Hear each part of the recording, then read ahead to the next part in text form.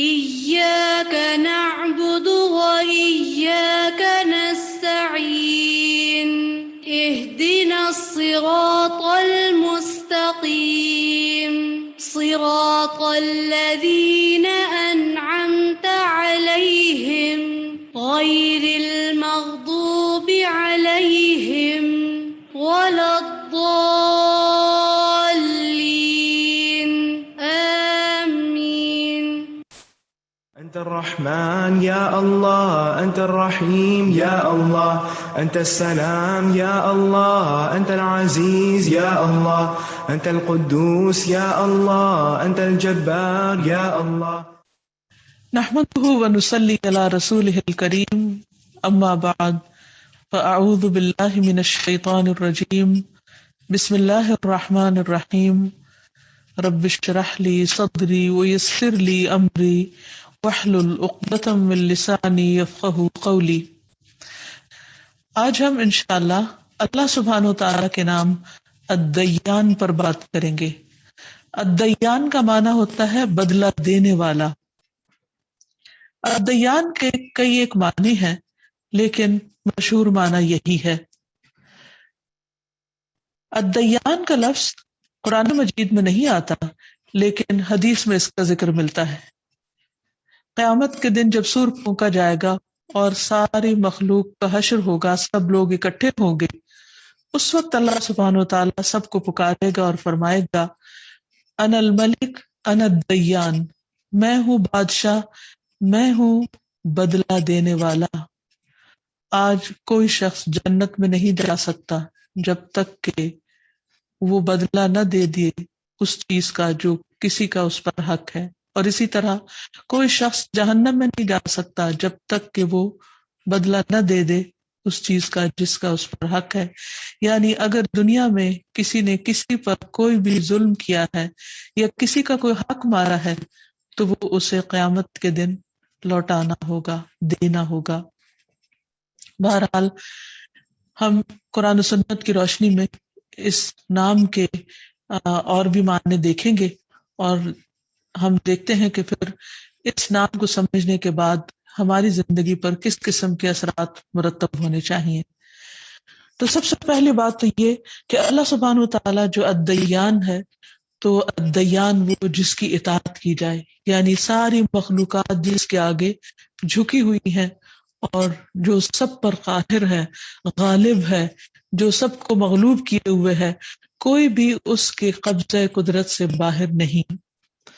اللہ تعالیٰ فرماتے ہیں وَقَالُوا اتَّخَذَ اللَّهُ وَلَدًا سُبْحَانَهُ بَل لَّهُ مَا فِي السَّمَاوَاتِ وَالْأَرْضِ كُلٌّ لَّهُ قَانِتُونَ. انہوں نے کہا کہ اللہ نے بیٹا بنا رکھا ہے، پاک ہے وہ، بلکہ اسی کے لیے ہے وہ سب کچھ جو آسمان اور زمین میں ہے. یعنی اسے صرف ایک بیٹے کی ضرورت نہیں ہے، ہر چیز اسی کی ملکیت ہے، اسے کسی بھی چیز کی محتاجی نہیں، وہ ہر چیز کا مالک ہے، سب کچھ اسی کے قبضہ قدرت میں ہے. کل لہو قانتون، سب کے سب اس کے تابعدار ہیں، فرما بردار ہیں. اسی طرح ایک اور جگہ پر بھی آتا ہے کہ ان کل من فی السماوات والارض، جو بھی کوئی آسمانوں اور زمین میں ہے، چاہے انسان ہے یا کوئی اور مخلوقات ہے، الا آت الرحمن عبدا، مگر وہ رحمان کے پاس بندہ بن کے آنے والے، غلام بن کے آنے والے. تو اس سب کا اصل حاکم اللہ سبحانہ وتعالی ہی ہے، سب کچھ اسی کے کنٹرول میں ہے. اور پھر زمین و آسمان کی ہر چیز اس کے آگے جھکی ہوئی ہے، سجدہ ریز ہے، اس کی تسبیح بیان کر رہی ہے. اور اللہ سبحانہ وتعالی ہی دراصل ان سب کی عبادت کا مستحق ہے اور سب کی اطاعت کا مستحق بھی وہی ہے. پھر اسی طرح دیان کا معنی ہے جزا سزا کے دن فیصلہ کرنے والا. یعنی دنیا میں تو اللہ سبحانہ وتعالی نے جیسا جس کو چاہا بنایا، جس کے حق میں جو تقدیر چاہی لکھی، لیکن قیامت کے دن بھی لوگوں کے اعمال کا بدلہ وہی دے گا اور پورے کا پورا اختیار اسی کا ہوگا. سورۃ الفاتحہ میں آتا ہے مالک یوم الدین، کہ وہ یوم الدین کا مالک ہے. دین کا مطلب عبادت بھی ہوتا ہے اور دین کا مطلب بدلہ بھی ہوتا ہے.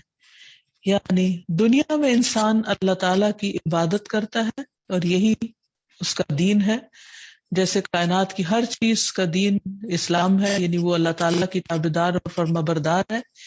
اسی طرح ایک بندہ مومن کا دین بھی اسلام اسی معنوں میں ہے کہ وہ اللہ تعالیٰ کی عبادت اور فرما برداری کرتا ہے، اطاعت کرتا ہے، کیونکہ اطاعت بھی عبادت ہی کے معنوں میں ہے. پھر اسی طرح قیامت کے دن اس اطاعت اور عبادت کا اس کو جو بدلہ دیا جائے گا اسے بھی دین کہا جاتا ہے.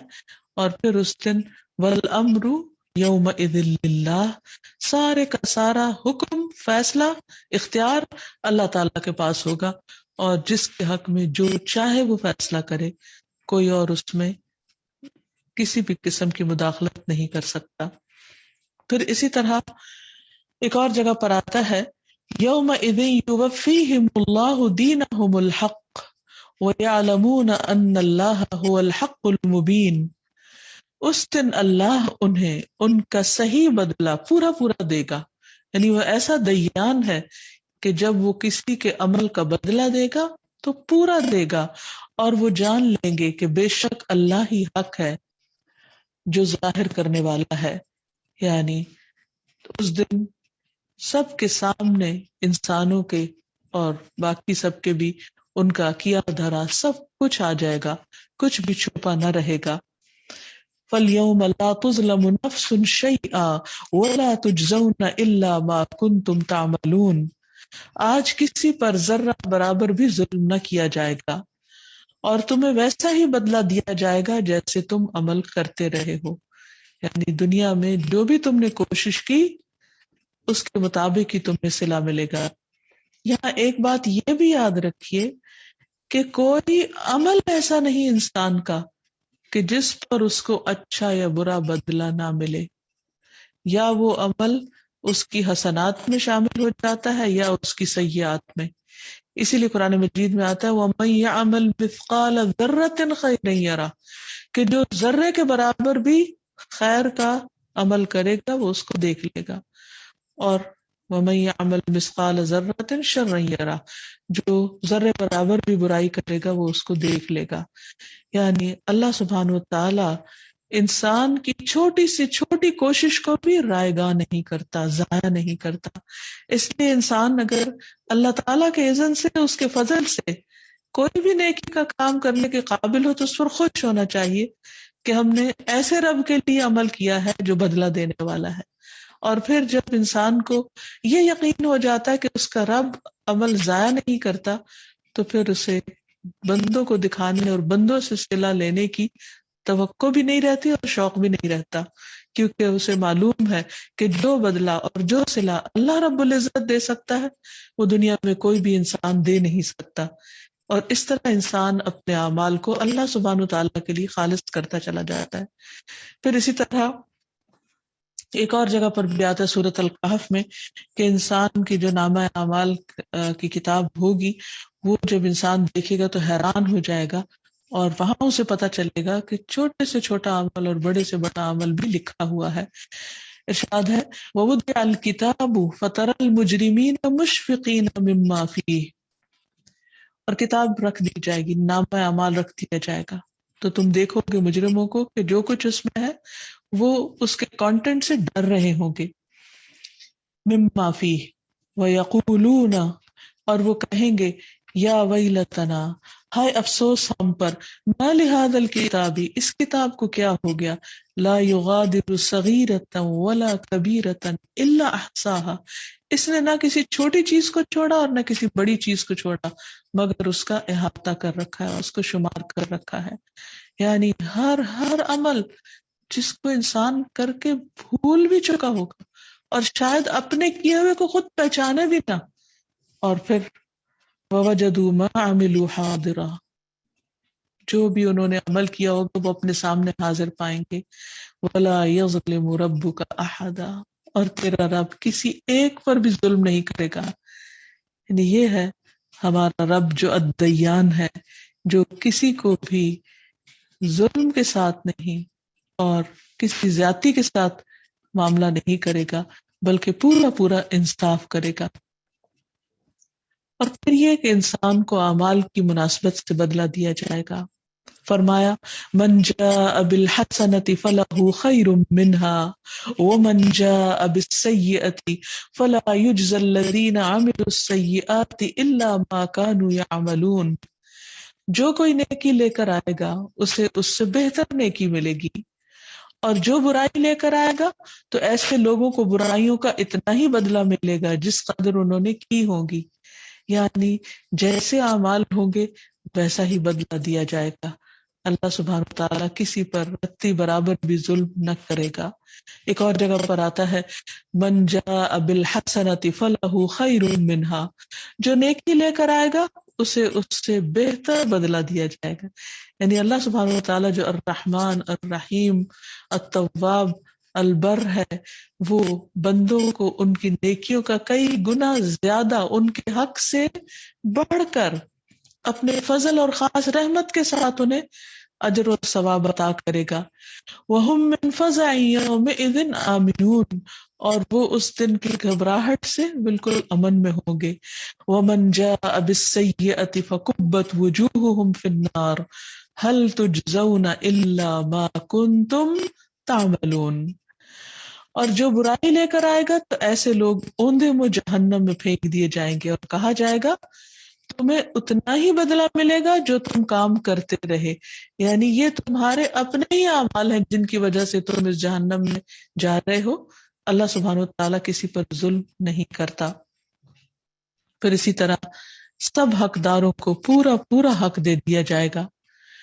زبیر رضی اللہ عنہ کہتے ہیں کہ جب یہ آیت نازل ہوئی انک میت وانہم میتون، تو میں نے کہا اے اللہ کے رسول، کیا ہمیں مخصوص گناہوں کے ساتھ ساتھ آپس کی رنجشوں کے نتائج بھی بھگتنے کے بعد آخرت میں جواب دہی کا سامنا کرنا پڑے گا؟ آپ نے فرمایا ہاں، تمہیں بار بار تکلیف دی جائے گی یہاں تک کہ ہر حقدار کو اس کا پورا پورا حق لوٹا دیا جائے. یعنی کوئی ایک بھی حق والا ایسا نہیں ہوگا کہ جس کا دنیا میں حق مارا گیا ہو اور قیامت کے دن اس کو اس کا حق دلوایا نہ گیا ہو. یہ ہے الدیان، جو بدلہ دینے والا ہے اور مظلوموں کو ظالموں سے پورا پورا حق دلوانے والا ہے. رسول اللہ صلی اللہ علیہ وسلم نے فرمایا قیامت کے دن تم لوگوں سے حقداروں کے حقوق ادا کروائے جائیں گے، یہاں تک کہ بغیر سینگ والی بکری کا بدلہ سینگ والی بکری سے لے لیا جائے گا. یعنی انسان تو انسان، جانوروں کے بھی آپس میں حقوق کے تبادلے ہوں گے. پھر اسی طرح مالی معاملات میں ایک درہم کا بھی حساب ہوگا، کیونکہ حساب تو حساب ہے.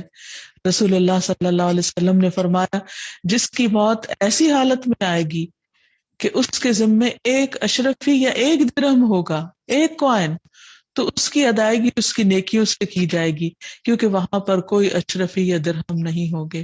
یعنی انسان کو اپنے عمل سے صلہ دینا ہوگا، لیکن اگر اس کے عمل ختم ہو گئے تو دوسرے کی برائیاں اس کے پلے ڈال دی جائیں گی.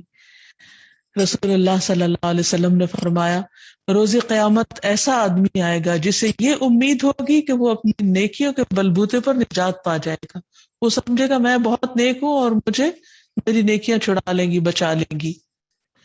اس نے جن پر ظلم کیا ہوگا وہ آ کر اس کی نیکیاں لیتے جائیں گے حتیٰ کہ اس کی ساری نیکیاں ختم ہو جائیں گی. لیکن پھر ایک اور مظلوم آ جائے گا، اب اس کی حسنات تو ختم ہو چکی ہوں گی، لہذا مظلوم کی برائیاں اس کی برائیوں میں ڈال دی جائیں گی، اور اس طرح مظلوم کی سزا یہ ظالم بھگتے گا. تو اس لیے انسان کو بہت کیئرفلی یہ زندگی بسر کرنے کی ضرورت ہے، اور ہر دم اللہ تعالیٰ سے ڈرتے رہنا چاہیے کہ کسی حقدار کا حق نہ مارے، کیونکہ قیامت کے دن ایسا نہ ہو کہ دنیا کی حقیر سی زندگی، چھوٹی سی زندگی اور چھوٹے سے فائدے کی خاطر انسان اپنی آخرت اور ہمیشہ ہمیشہ کا امن اور چین اور راحت لٹا بیٹھے. رسول اللہ صلی اللہ علیہ وسلم نے ہمیں یہ بھی بتایا کہ سب سے پہلے قتل کے مقدمات میں فیصلہ ہوگا. پھر اسی طرح دیان کا مطلب ثواب یا سزا دینے والا بھی ہے. اللہ سبحانہ وتعالی بندوں کو ان کے اعمال پر ثواب یا سزا عطا کرے گا. اور اس میں وہ پورے پورے انصاف سے کام لے گا۔ قرآن مجید میں آتا ہے للذین استجابوا لربهم الحسنى والذین لم يستجیبوا لو ان لهم ما في الارض جميعا ومثله معه لافتدوا به اولئک لهم سوء الحساب ومأواهم جہنم وبئس المہاد۔ جن لوگوں نے اپنے رب کی بات قبول کر لی انہی کے لیے بھلائی ہے، یعنی جو اللہ تعالیٰ کی اطاعت کرتے ہیں، فرما برداری کرتے ہیں، اس کی بات مان لیتے ہیں، ان کے لیے فائدہ ہی فائدہ ہے۔ اور جنہوں نے اس کی بات قبول نہ کی، یعنی اللہ کی بات نہیں مانی، اگر واقعی ان کے پاس وہ سب کچھ ہو جو زمین میں ہے اور اس کے ساتھ اتنا ہی اور بھی ہو تو وہ ضرور اسے فدیہ میں دے دیں۔ یہی لوگ ہیں جن کے لیے برا حساب ہے اور ان کا ٹھکانہ جہنم ہے جو بہت ہی برا ٹھکانہ ہے۔ تو اس لیے پتہ چلتا ہے کہ جو لوگ اللہ کی اطاعت کریں گے اللہ سبحانہ وتعالی انہیں اس پر ثواب عطا کرے گا۔ للذین احسنوا الحسنى، اور صرف ثواب نہیں بلکہ ایک آیت میں آتا ہے وہ زیادہ بھی عطا کرے گا، یعنی صرف ان کے اعمال کا بدلہ ہی نہیں بلکہ اعمال کے سے زیادہ، اور زیادہ کا ایک معنی یہ بھی کیا گیا کہ اللہ تعالیٰ ان کو اپنا دیدار کروائیں گے، جو ہر بدلے اور ہر نعمت سے بڑی نعمت ہوگی۔ پھر اسی طرح یہ ہے کہ قرآن مجید میں بہت واضح انداز میں بعض اعمال کی سزا بتائی گئی ہے، اور اس میں ایک عام قاعدے کی بات یہ ہے کہ سزا جو ہے وہ جنس عمل سے ہے، یعنی جس قسم کا عمل ہوگا اس قسم کی سزا ہوگی، اور اس کے بارے میں بھی احادیث میں بہت سی تفصیلات ملتی ہیں۔ پھر اسی طرح اللہ تعالیٰ کن کن کاموں پر جنت دینے والا ہے اس کی تفصیلات بھی ہمیں ملتی ہیں۔ مثلا سب سے پہلے بنیادی عبادات پر رسول اللہ صلی اللہ علیہ وسلم نے فرمایا جو شخص اللہ اور اس کے رسول پر ایمان لائے اور نماز قائم کرے اور رمضان کے روزے رکھے تو اللہ پر حق یہ ہے کہ وہ اسے جنت میں داخل کر دے گا۔ یعنی سب سے پہلے تو فرائض کی بات ہوگی کہ کیا ڈیوٹیز تھی تمہاری، ان کو کتنا پورا کیا، کیا ہر روز کی حاضری پوری ہے یا کچھ دن غائب بھی رہے، کیونکہ نمازوں سے غائب رہنا کوئی معمولی بات نہیں ہے، اور اس پر سزا بھی ہے جس کا آگے چل کر ذکر ہوگا۔ پھر اسی طرح صبح و شام مسجد میں حاضری پر بھی جزا ہے۔ فرمایا کہ جو شخص صبح و شام مسجد میں جاتا ہے اللہ سبحانہ وتعالیٰ اس کی مہمانی کا سامان کرے گا جنت میں، یعنی جنت میں وہ اللہ کا مہمان ہوگا، وہ صبح یا شام جب بھی مسجد جائے گا۔ پھر اسی طرح نمازوں کے علاوہ روزے پر بے پناہ اجر ہے۔ جس شخص کا روزے کی حالت میں خاتمہ ہوگا تو وہ جنت میں داخل ہوگا، اور شرط یہ ہے کہ وہ اللہ کی رضا کی خاطر رکھا گیا ہو، نہ کہ ڈائٹنگ کے لیے یا صرف لوگوں کو دکھانے کے لیے۔ پھر اسی طرح صدقہ دینے پر جزا بتائی گئی۔ نبی صلی اللہ علیہ وسلم نے فرمایا جو شخص اللہ کی رضا کے لیے صدقہ کرے اور اسی پر اس کا اختتام ہو تو وہ جنت میں داخل ہوگا۔ پھر اسی طرح صلہ رحمی کرنے پر ایک شخص نبی صلی اللہ علیہ وسلم کے پاس آیا اور کہنے لگا مجھے ایسا عمل بتا دیجئے کہ جو مجھے جنت سے قریب کر دے اور دوزخ سے دور کر دے۔ آپ نے فرمایا اللہ کی عبادت کرو، اس کے ساتھ کسی کو شریک نہ ٹھہراؤ، نماز قائم کرو، زکوٰۃ ادا کرو اور اپنے رشتہ داروں کے ساتھ اچھا سلوک کرو، صلہ رحمی کرو، یعنی ان کے ساتھ جوڑ کر رکھو تو تمہیں جنت نصیب ہوگی۔ اسی طرح کھانا کھلانا جنت میں لے جانے والے کاموں میں سے ایک کام ہے۔ ہانی بن یزید کہتے ہیں میں نے کہا اے اللہ کے رسول صلی اللہ علیہ وسلم کون سی چیز جنت کو واجب کرتی ہے؟ آپ نے فرمایا تم عمدہ کلام اور کھانا کھلانے کو لازم پکڑ لو، یعنی اگر تم چاہتے ہو کہ جنت میں جاؤ تو اس کے لیے یہ دو کام کرو کہ لوگوں سے اچھے طریقے سے بات کرو اور ان کی بھوک مٹانے کا انتظام کرو۔ اسی طرح جہاں ایک طرف اللہ تعالیٰ الدیان اچھے کاموں پر جزا دینے والا ہے، وہاں دوسری طرف اللہ سبحانہ وتعالیٰ ایسا الدیان ہے جو برے کاموں پر سزا دینے والا بھی ہے۔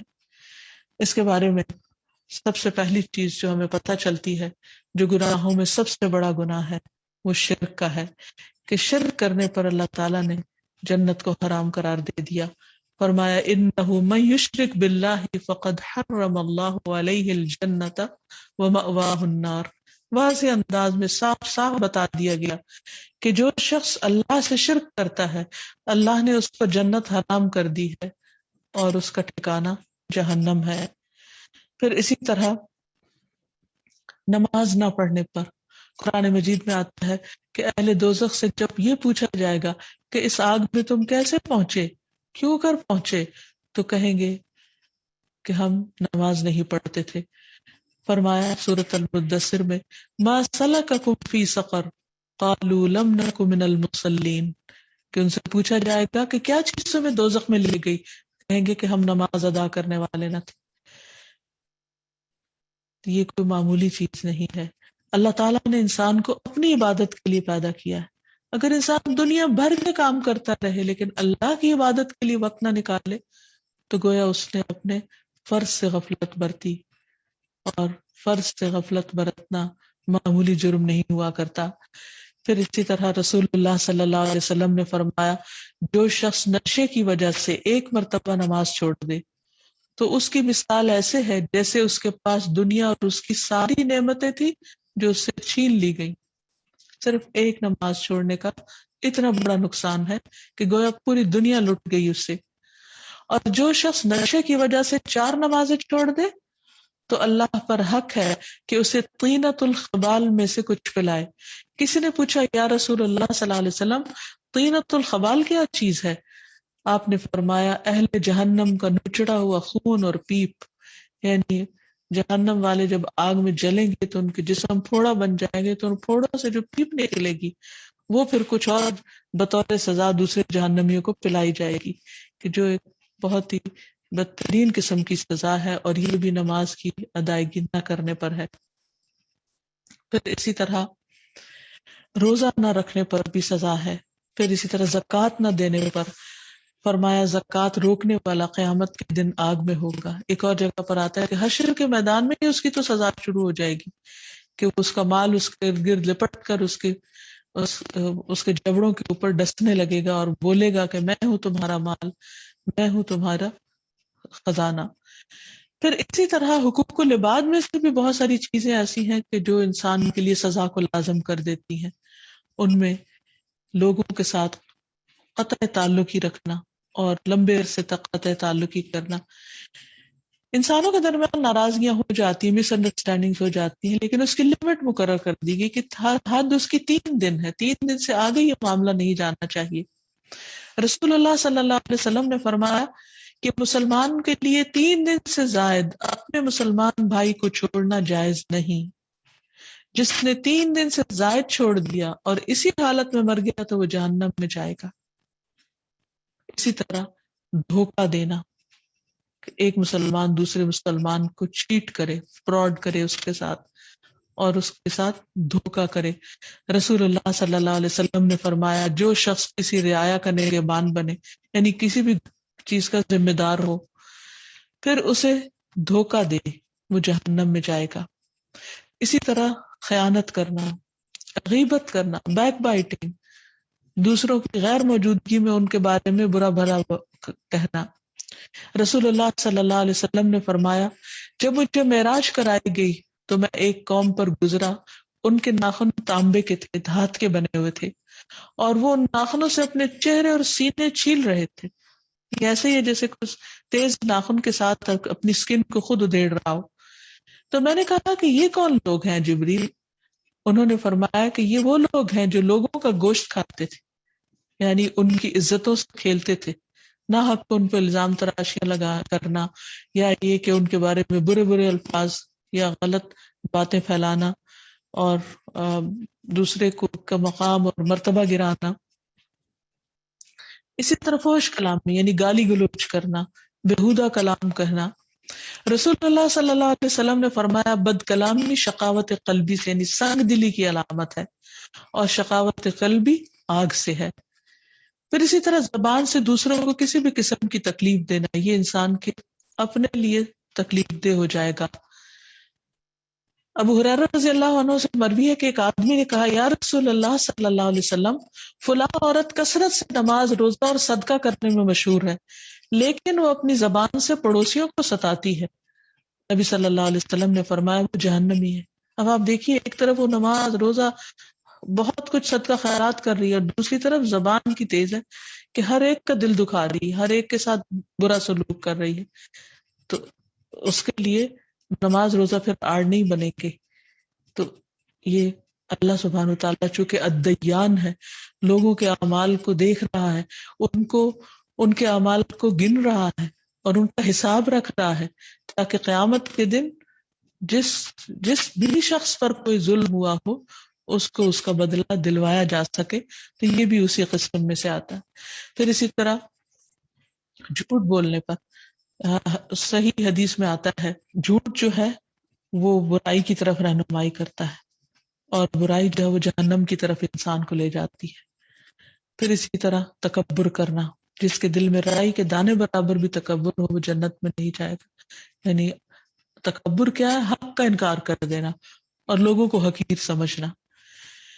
پھر اسی طرح قتل کرنے پر، یعنی قاتل اور مقتول دونوں کے لیے جہنم کی بات کی گئی، کیونکہ دونوں کا ارادہ ایک دوسرے کو قتل کرنے کا تھا۔ تو اللہ سبحانہ وتعالیٰ کا یہ نام یعنی الدیان، بدلہ دینے والا، ایک بہت ہی اہم نام ہے۔ جب انسان کو اس نام کی سمجھ آ جائے تو پھر انسان کی عملی زندگی میں اس کے مطابق تبدیلی واقع ہونی چاہیے۔ وہ کیا؟ سب سے پہلی بات تو یہ کہ انسان قیامت کے دن کی تیاری کرے، اپنے رب سے ملاقات کی تیاری کرے، جس دن رب یہ فرمائے گا انا الملک انا الدیان، میں ہوں بادشاہ، میں ہوں دیان۔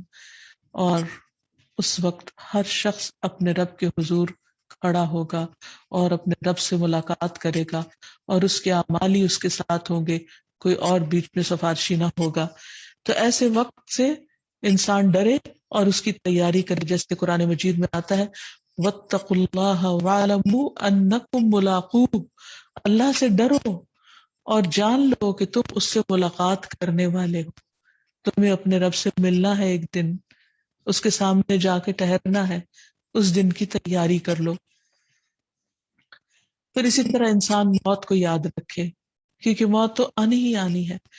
انسان کے پاس کچھ بھی دنیا میں سے ہو، کتنی بھی اچھی صحت ہو، کتنا بھی زیادہ علم ہو، کتنی بھی دولت ہو، کتنا بھی بڑا مقام، مرتبہ، سٹیٹس ہو، لیکن موت انسان کو ہر چیز سے خالی کر دیتی ہے، ہر چیز فنا کر دیتی ہے۔ خود انسان جب اس کا اپنا جسم اور جان باقی نہیں رہتے تو اس سے متعلق ساری چیزیں اس کے لیے بیگانہ ہو جاتی ہیں۔ تو اس لیے انسان ان میں سے کسی بھی چیز پر تکبر نہ کرے اور کسی بھی چیز کی وجہ سے دھوکے میں نہ رہے، کیونکہ ان میں سے ایک ایک بے وفا ہے اور انسان کو چھوڑ جانے والی ہے۔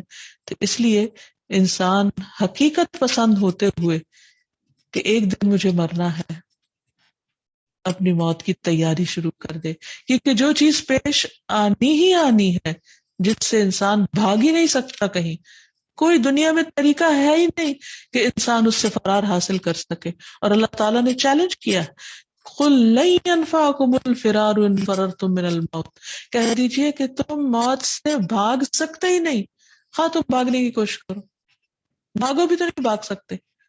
اَيْنَمَا تَكُونُوا يُدْرِكْكُمُ الْمَوْتُ، جہاں مرضی تم چلے جاؤ، کہیں بھی تم ہوگے، موت تمہیں آ پکڑے گی وہاں، وہ تو ہر روز تمہیں دیکھتی، اور جس دن اللہ کا حکم ہوگا وہ آ پہنچے گی، آ ملاقات کرے گی اور چھوڑے گی نہیں۔ تو اس لیے انسان دن میں کئی بار اپنی موت کو یاد کرے، اور خاص طور پر نماز کے اندر۔ رسول اللہ صلی اللہ علیہ وسلم نے فرمایا اپنی نماز میں موت کو یاد کرو، کیونکہ جب آدمی نماز میں موت کو یاد کرتا ہے تو ممکن ہے کہ وہ اپنی نماز کو اچھے انداز میں ادا کرے، اور اس آدمی کی طرح نماز پڑھو جسے اس موقع کے بعد نماز پڑھنے کا گمان نہیں ہوتا، وہ سمجھتا کہ اس کی آخری نماز ہے۔ اور ہر ایسے کام سے بچو جس سے معذرت کرنی پڑے، یعنی سوچ سمجھ کے کام کرو۔ پھر اسی طرح انسان مسافر کی طرح زندگی بسر کرے اور اپنا محاسبہ کرتا رہے، کیونکہ الدیان وہ ہے جو محاسبہ کرے گا اور محاسبہ کرنے کے بعد جزا دے گا. تو اس سے پہلے کہ دیان محاسبہ کرے، انسان اپنا محاسبہ خود کرتا رہے. اور محاسبے کا مطلب کیا ہے کہ اپنے اعمال کا جائزہ لیتا رہے. ایون اگر اس کے اعمال نیک بھی ہوں تب بھی وہ اپنا حساب کرتا رہے، اور وہ اپنے آپ سے پوچھتا رہے کہ کام میں نے کیوں کیا، کس کے لیے کیا، کس کو خوش کرنے کے لیے، کس کی رضا کے لیے. اور دوسرا یہ کہ کس طریقے پر کیا. کیا عبادت کا کوئی کام، نماز، روزہ، حج، زکوٰۃ نبی صلی اللہ علیہ وسلم کے طریقے کے مطابق تھا یا اپنے من مانے طریقوں پر کیا. تو اس لیے جب تک دو چیزیں پوری نہ ہو، یعنی نیت اور طریقہ، اس وقت تک کوئی عمل قبول نہیں، یعنی کوئی نیک عمل نہیں کہلا سکتا. تو اس لیے اپنا محاسبہ کرنا، اپنے اوپر نظر رکھنا، اپنی غلطیوں کو دیکھتے رہنا، ان کی اصلاح کرنا، اپنے باطن کی اصلاح کرنا، اپنے نفس کا، اپنے خیالات کا، اپنے دل کا تزکیہ کرتے رہنا، یہ نہایت ضروری ہے تاکہ انسان قیامت کے دن کی مفلسی سے بچ سکے. پھر یہ ہے کہ انسان اپنے گناہوں کو حقیر نہ سمجھے، چھوٹا نہ سمجھے، کیونکہ مومن جو ہے وہ اپنے گناہ کو پہاڑ کی طرح سمجھتا ہے کہ اس کے سر پر ہے، کہیں گر نہ پڑے اس پر. اور جو فاجر ہے، فاسق ہے، وہ گناہ کو مکھی کی طرح سمجھتا ہے، جیسے ناک پر بیٹھی ہو تو اس کو وہ اڑا دے، اور ہلکا سا معمولی سمجھتا ہے. تو نبی صلی اللہ علیہ وسلم نے فرمایا، اے عائشہ، معمولی گناہوں سے بھی اپنے آپ کو بچاؤ، کیونکہ اللہ کے ہاں ان کی تفتیش بھی ہو سکتی ہے، ان کی بھی پوچھ ہو سکتی ہے. پھر اسی طرح یہ ہے کہ انسان اس زندگی میں نعمتیں پا کر غافل نہ ہو. اگر انسان کو آرام دہ بستر ملے تو وہ اللہ تعالیٰ کی عبادت میں کمی نہ کرے، یہ نہ ہو کہ غافلوں کی طرح پڑا سوتا رہے. رسول اللہ صلی اللہ علیہ وسلم نے فرمایا، کھانے والا شکر گزار صبر کرنے والے روزہ دار کے برابر ہے. اور شکر کیا ہے کہ انسان کو جب اللہ تعالیٰ کوئی نعمت دے تو اس کے بعد وہ اللہ تعالیٰ کا اور زیادہ عبادت گزار ہو جائے اور نعمتیں پا کر غافل نہ ہو. جس طرح اللہ تعالیٰ کچھ لوگوں کا حال بیان کرتے ہیں، اقترب للناس حسابهم وهم فی غفلۃ معرضون، لوگوں کے حساب کا وقت قریب آ چکا اور وہ ہیں کہ غفلت میں منہ موڑے ہوئے ہیں، یعنی اپنی آخرت کو یاد نہیں کرتے. خاص طور پر اہل ایمان سے خطاب کر کے فرمایا کہ یا ایھا الذین آمنوا لا تلھکم اموالکم ولا اولادکم عن ذکر اللہ ومن یفعل ذلک فاولئک هم الخاسرون. اے لوگ جو ایمان لائے ہو، تمہارے مال اور تمہاری اولادیں تمہیں اللہ کے ذکر سے غافل نہ کرے، اور جو ایسا کرے گا وہی دراصل نقصان اٹھانے والا ہے. یعنی انسان ہر حال میں اللہ تعالیٰ کا اطاعت گزار اور فرما بردار رہے. پھر اسی طرح یہ ہے کہ انسان جب بھی کوئی کام کرے تو اللہ سبحانہ وتعالیٰ کے لیے اپنے آپ کو خالص کرتا رہے، کیونکہ اللہ تعالیٰ فرماتے ہیں فَاعْبُدُوا اللَّهَ مُخْلِصِينَ لَهُ الدِّينَ، اللہ کی عبادت کرو دین کو اس کے لیے خالص کرتے ہوئے.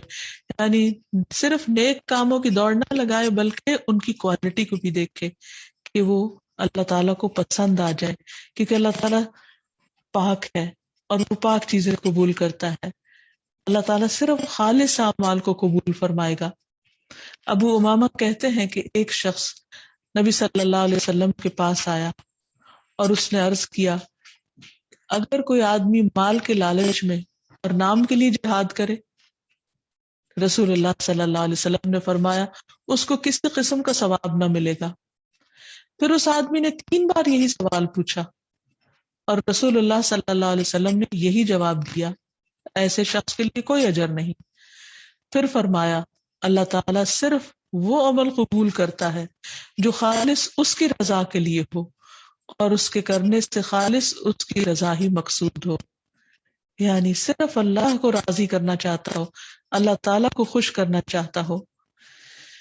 اور جب انسان اللہ تعالیٰ کی اس صفت کو جان لے اور اپنے لیے ایک لاہ عمل طے کر لے کہ اسے اپنی زندگی کس طرح گزارنی ہے تاکہ اپنے رب کو راضی کر سکے، تو اس کے ساتھ ساتھ وہ دعا بھی کرے، کیونکہ اللہ سبحانہ وتعالی کا حکم ہے کہ وَلِلَّهِ الْأَسْمَاءُ الْحُسْنَى فَادْعُوهُ بِهَا، اللہ ہی کے لیے ہیں اچھے اچھے نام، تم اسے ان ناموں کے ساتھ پکارو.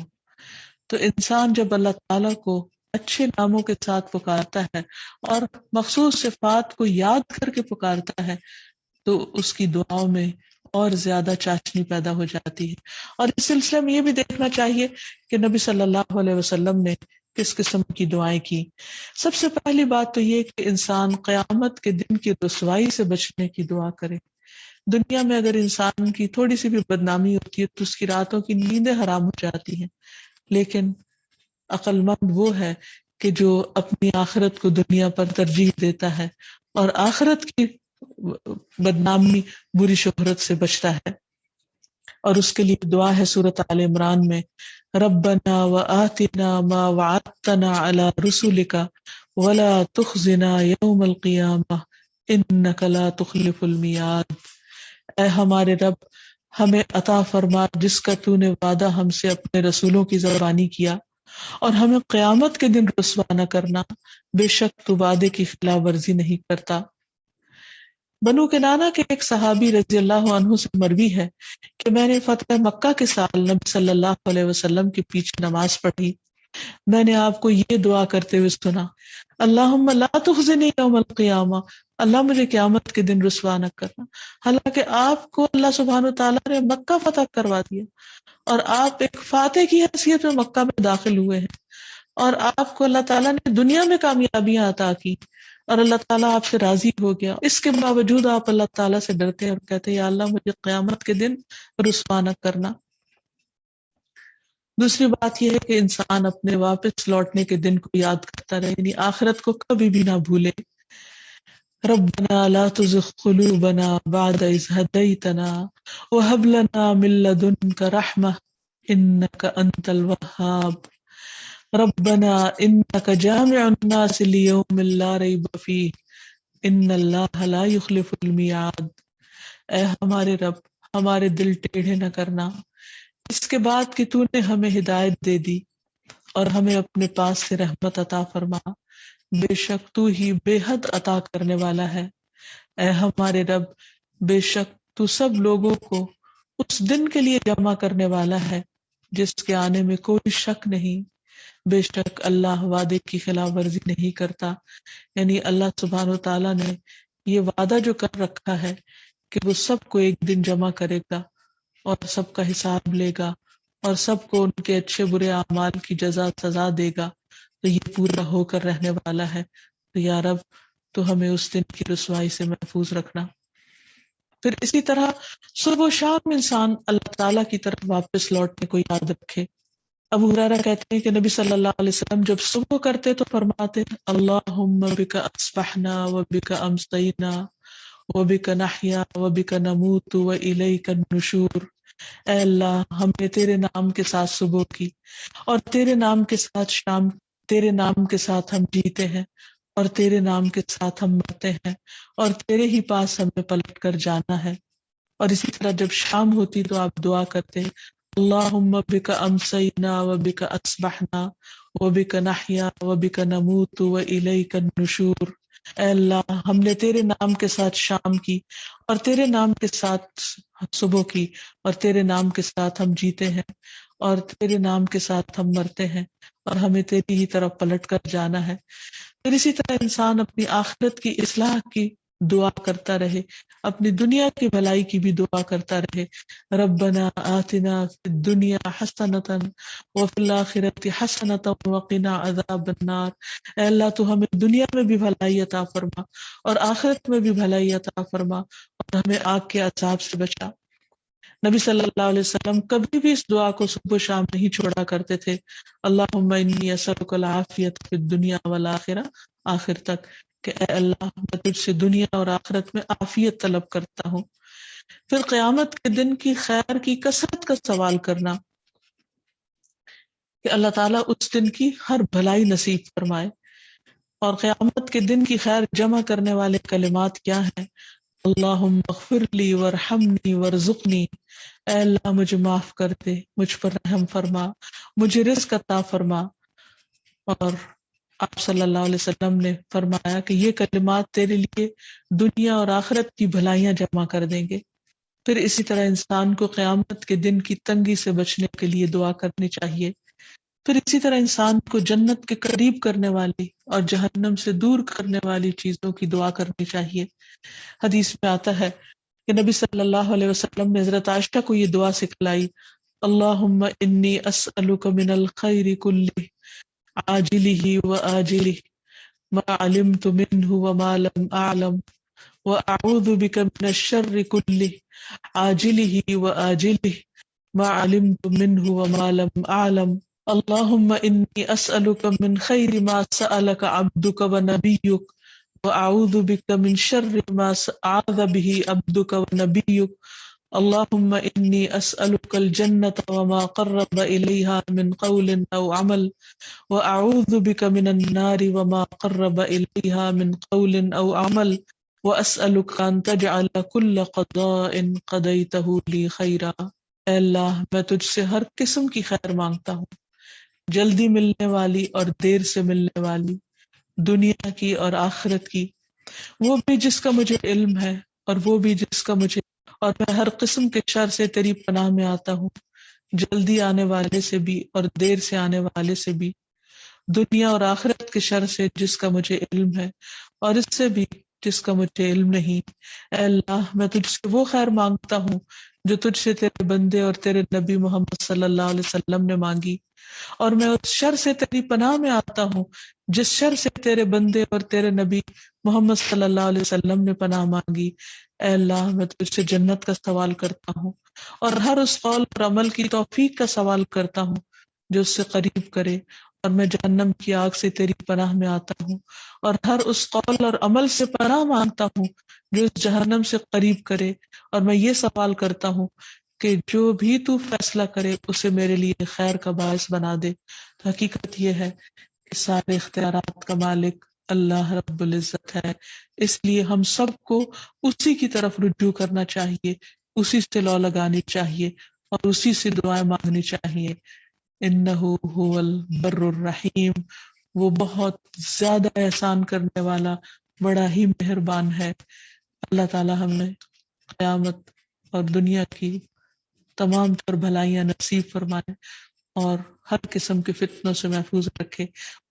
أنت الرحمن يا الله، أنت الرحيم يا الله، أنت السلام يا الله، أنت العزيز يا الله، أنت القدوس يا الله، أنت الجبار يا الله۔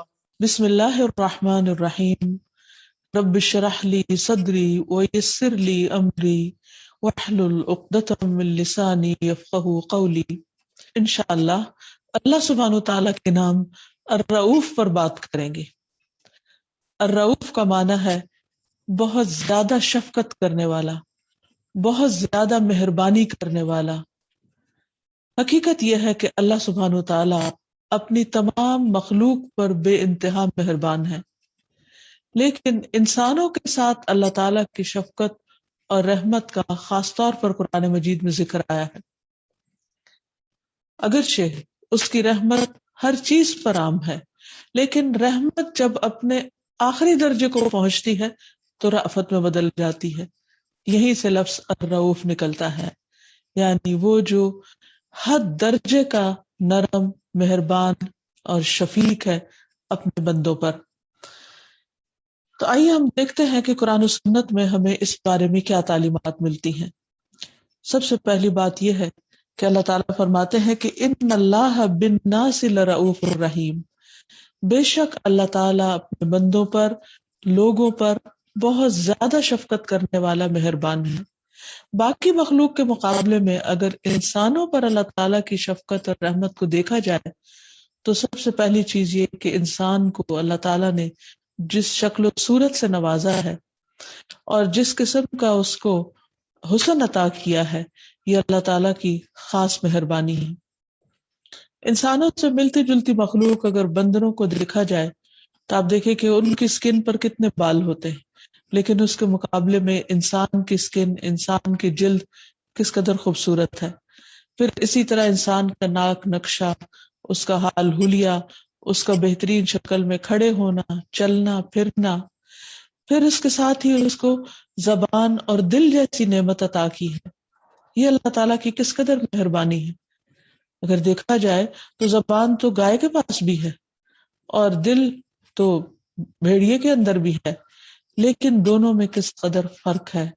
انسان کو جو زبان ملی ہے، اسے جو بولنا سکھایا اللہ تعالیٰ نے، یہ اللہ تعالیٰ کی کمال مہربانی ہے، کمال شفقت ہے کہ انسان اپنے اندر کے جذبات، خیالات اور احساسات کا بہترین طریقے سے اظہار کر پاتا ہے، جبکہ اس کے برعکس دوسری مخلوق جب بولتی ہے، مثلاً گائے جب بولتی ہے تو کیا بولتی ہے، اور ایک ہی طرح بولتی ہے، چاہے وہ غم میں ہو یا غصے میں ہو یا محبت کا اظہار کر رہی ہو۔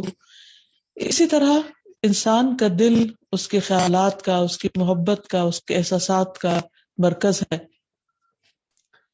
لیکن اگر ہم دیکھیں تو جانوروں کے اندر جو دل ہے، اس کے اندر اس درجے کی نرمی اور رقت اور وہ تمام جذبات نہیں پائے جاتے جو انسان کے اندر پائے جاتے ہیں۔ تو یہ اللہ تعالیٰ کی انسان پر خاص رحمت اور شفقت ہے۔ پھر اسی طرح انسان کو اللہ تعالیٰ نے عقل و شعور سے نوازا ہے، غور و فکر کی صلاحیت عطا کی ہے، جو اسے باقی تمام مخلوق سے ممتاز کرتی ہے۔ پہاڑوں اور پتھروں کے اندر بھی ایک درجے کی سمجھ بوجھ ہے، وہ بھی اللہ کی تسبیح کرتے ہیں، ان کے اندر بھی ایک شعور ہے، لیکن اس شعور کا مقابلہ انسان کو ملنے والے شعور کے ساتھ کیجئے تو انسان کا مقام کس قدر بلند ہے۔ یہ انسان نے کہیں سے خریدا نہیں، انسان نے کہیں سے کمایا نہیں، یہ انسان پر سراسر اللہ سبحانہ وتعالیٰ کی شفقت اور کمال مہربانی ہے۔ پھر اسی طرح انسان کی غذا اور جانوروں کی غذا کو آپ دیکھیے، انسان جو کچھ کھاتا ہے اللہ تعالیٰ کی تخلیق کا بہترین حصہ ہوتا ہے۔ پھلوں کو دیکھیے، پھولوں کو دیکھیے، گوشت، دودھ، اناج، دالیں اور مختلف طرح کی چیزیں، ان کا جو بہترین حصہ ہوتا ہے وہ انسان کے کھانے کے کام آتا ہے۔ اور پھر صرف یہ کہ انسان ان سب چیزوں کو کھاتا ہی نہیں، بلکہ ان میں سے ہر ایک کا مزہ اور لطف اور اس کی غذائیت بھی الگ الگ ہے، اور پھر اس میں انسان کے لیے غذا بھی ہے اور شفا بھی ہے، اور انسان کی تمام ضروریات کو یہ تمام غذائیں جو ہے وہ پورا کرتی ہیں۔ اور پھر ان غذاؤں کے اندر خوشبو بھی رکھ دی اللہ تعالیٰ نے، اور انسان کے اندر وہ خواہش بھی رکھتی ہے کہ وہ ان چیزوں کو کھا سکے۔ مختلف جانوروں کے دانت یا ان کے منہ یا ان کی شیپ اس قسم کی ہوتی ہے کہ جس مخصوص غذا کے کھانے کے لیے ان کو پیدا کیا گیا ہے بس وہ صرف وہی کھا سکتے ہیں۔ لیکن انسان ہر طرح کی چیز کھا سکتا ہے، وہ سبزی بھی کھا سکتا ہے، وہ گوشت بھی کھا سکتا ہے، وہ چاول بھی کھا سکتا ہے، وہ فروٹ بھی کھا سکتا ہے، وہ دودھ بھی پی سکتا ہے۔ لیکن باقی مخلوقات کی فوڈ کو آپ دیکھیے، غذاؤں کو دیکھیے کہ کس قدر محدود ہے۔ تو یہ اللہ تعالیٰ کی بندوں پر بے حد مہربانی اور شفقت ہے کہ اس نے انسان کو یہ سب کچھ دیا۔ پھر اسی طرح آپ دیکھیے کہ اللہ تعالیٰ نے جہاں انسان کو سوچنے سمجھنے کی صلاحیت دی ہے، اس کے ساتھ ساتھ اس کو بھولنے کا طریقہ بھی اس کے اندر رکھ دیا، یعنی اس کو بھولنے والا بنایا۔ اگر انسان بھولنے والا نہ ہوتا تو دوسروں کی غلطیوں کو، دوسروں کی خطاؤں کو بھول نہ پاتا، انسان اپنے غموں کو بھول نہ پاتا، انسان دوسرے کے برے سلوک کو اور اپنی زندگی میں آنے والے ایسے واقعات کو جو اس کے لیے دکھ، درد اور تکلیف کا باعث ہوتے ہیں، ان کو بھول نہ سکتا۔ تو یہ بھولنا جو ہے یہ انسان کے لیے کس قدر اللہ تعالیٰ کی مہربانی اور شفقت ہے کہ وہ وقت کے ساتھ ساتھ بڑے بڑے زخموں کو مندمل کر دیتا ہے۔ اسی طرح باقی تمام چیزیں، تمام نعمتیں جو انسان کو ملی ہیں، اگر انسان ان پر غور کرتا چلا جائے تو ساری مخلوق کے مقابلے میں انسان کو ملنے والی شفقت اور محبت اور نرمی اور رأفت اور رحمت جو ہے یہ کہیں زیادہ ہے جو اللہ تعالیٰ نے اس کو عطا کی ہے۔ پھر اسی طرح یہ ہے کہ جو لوگ اللہ تعالیٰ کی ان نعمتوں کو پا کر پھر اللہ تعالیٰ سے راضی رہتے ہیں، اللہ تعالیٰ کا شکر ادا کرتے ہیں، تو اللہ تعالیٰ بھی ان کے ساتھ اور زیادہ شفقت اور مہربانی کا معاملہ کرتا ہے۔ اسی لیے ہم دیکھتے ہیں اللہ تعالیٰ فرماتے ہیں وَمِنَ النَّاسِ مَن يَشْرِي نَفْسَهُ ابْتِغَاءَ مَرْضَاتِ اللَّهِ وَاللَّهُ رَءُوفٌ بِالْعِبَادِ، اور لوگوں میں سے کوئی وہ ہے جو اللہ کی رضامندی تلاش کرنے کے لیے اپنی جان بیچ دیتا ہے، یعنی جان لگا دیتا ہے، اس کو اپنی جان کی بھی پرواہ نہیں ہوتی، یعنی وہ اللہ تعالیٰ کا اتنا احسان مند اور اتنا شکر گزار ہوتا ہے کہ وہ اس کے لیے کچھ بھی کر جانے کو تیار ہوتا ہے، اور اللہ تعالیٰ ایسے بندوں کے لیے اتنا ہی زیادہ مہربان اور شفیق ہوتا ہے جو جتنا زیادہ اللہ تعالیٰ کے لیے قربانی کرنے والا ہوتا ہے۔ دیکھیے کہ انسان کے پاس جو کچھ بھی ہے، اگر وہ سب کچھ بھی اللہ کی راہ پہ خرچ کر ڈالے، اپنی جان تک دے ڈالے، تو بھی اس کا حق ادا نہیں ہو سکتا۔ ساری زندگی بھی سجدے میں پڑا رہے تو وہ اللہ تعالیٰ کا شکر ادا نہیں کر سکتا۔ لیکن انسان کی اچھی نیت، اس کا جذبہ، اس کی محبت، اس کا شوق اور اللہ کو راضی کرنے کی خواہش، اللہ سبحانہ وتعالی اس کی بھی بہت قدردانی فرماتے ہیں۔ اسی لیے فرمایا واللہ رؤوف بالعباد، اللہ شفقت کرنے والا ہے اپنے بندوں پر، یعنی خاص بندوں پر۔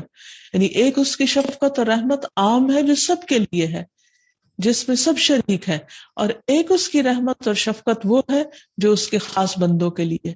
اور یہ خاص بندے کون ہیں؟ جو اللہ تعالیٰ کی نعمتوں پر اس کے شکر گزار ہوتے ہیں اور اپنی ملنے والی تمام چیزوں کو اللہ کی راہ میں قربان کرنا جانتے ہیں۔ پھر اسی طرح یہ ہے کہ اللہ تعالیٰ اپنے بندوں پر بندوں سے بڑھ کر مہربان ہے۔ اللہ تعالیٰ نے بندوں کے لیے رحمت کا ایک حصہ، جب رحمت کو تخلیق کیا تو اس کا ایک حصہ زمین پر اتارا، جس کی وجہ سے بندے ایک دوسرے کے ساتھ محبت اور شفقت کا سلوک کرتے ہیں۔ ہم دیکھتے ہیں کہ ایک آدمی نبی صلی اللہ علیہ وسلم کے پاس آیا اور آپ نے دیکھا کہ وہ اپنے بچے کو اٹھا کر اپنے ساتھ چمٹا کر اسے پیار کر رہا ہے۔ تو آپ نے اس سے پوچھا کہ کیا تمہیں اس سے محبت ہے، کیا تمہیں اس پر رحم آتا ہے؟ تو اس نے عرض کیا جی ہاں۔ تو آپ نے فرمایا اللہ اپنے بندوں کے لیے اس سے بھی زیادہ مہربان ہے۔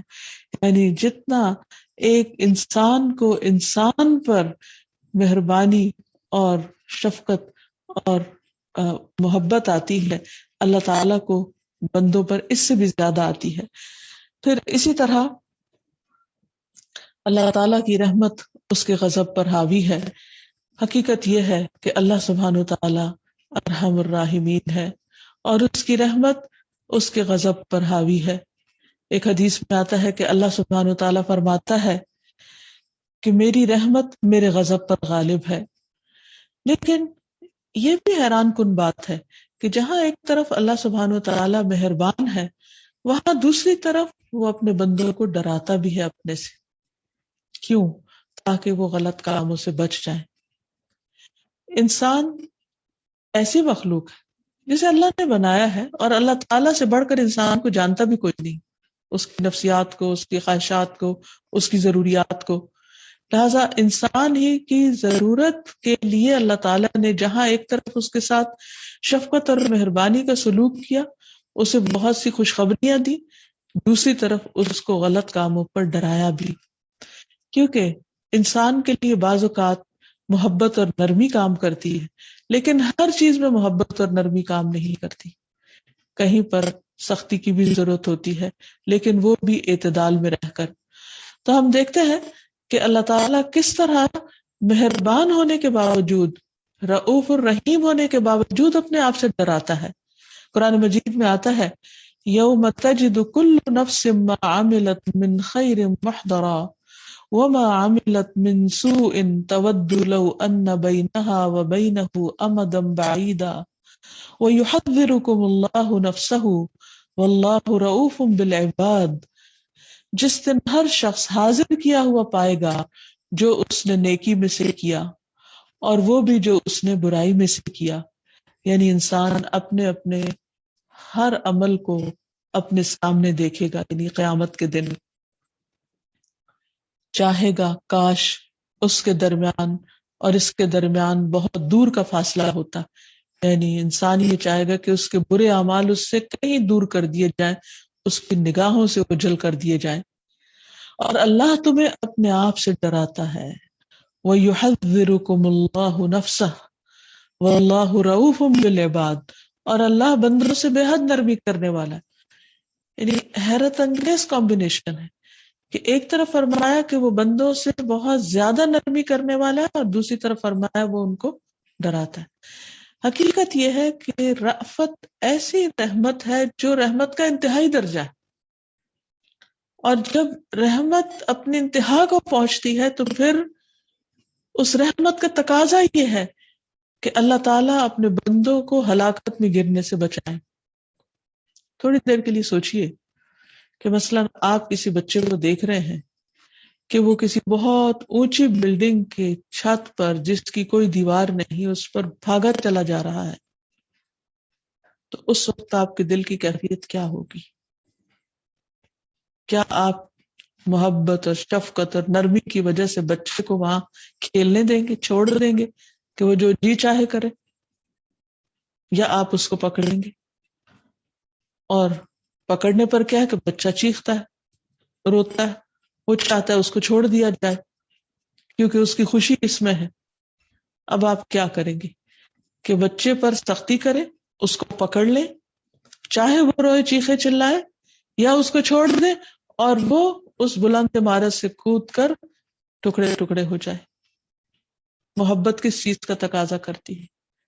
رحمت کس چیز کا تقاضا کرتی کہ اس وقت بچہ اپنی نادانی کی بنا پر خواہ رو رہا ہو، چیخ رہا ہو، چلا رہا ہو، اپنا ہاتھ چھڑا رہا ہو، پھر بھی اس کا ہاتھ نہ چھوڑا جائے اور اس کو اس طرح کی بے محابہ آزادی نہ دی جائے کہ جس میں کوئی روک ٹوک نہ ہو، ورنہ وہ اپنے آپ کو اس بلند عمارت سے گرا کر نقصان پہنچائے گا.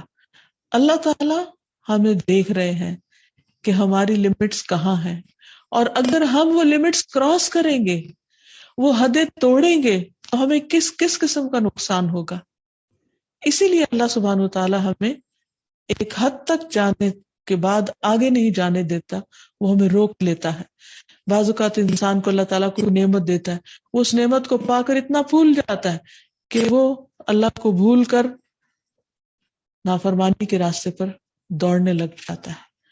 اللہ تعالیٰ اس کی رسی کھینچ لیتے ہیں، اسے کسی آزمائش میں مبتلا کر دیتے ہیں، اسے کسی تکلیف میں مبتلا کرتے ہیں تاکہ اسے سمجھنے کا موقع ملے اور وہ اپنے اس غلط انجام سے بچنے کے لیے جو انتہائی تکلیف پر مبنی ہے اس غلط راستے کو چھوڑ دے.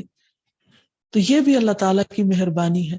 تو اللہ اپنے بندوں کو ڈراتا ہے، خبردار کرتا ہے، کیونکہ وہ بے حد مہربان ہے.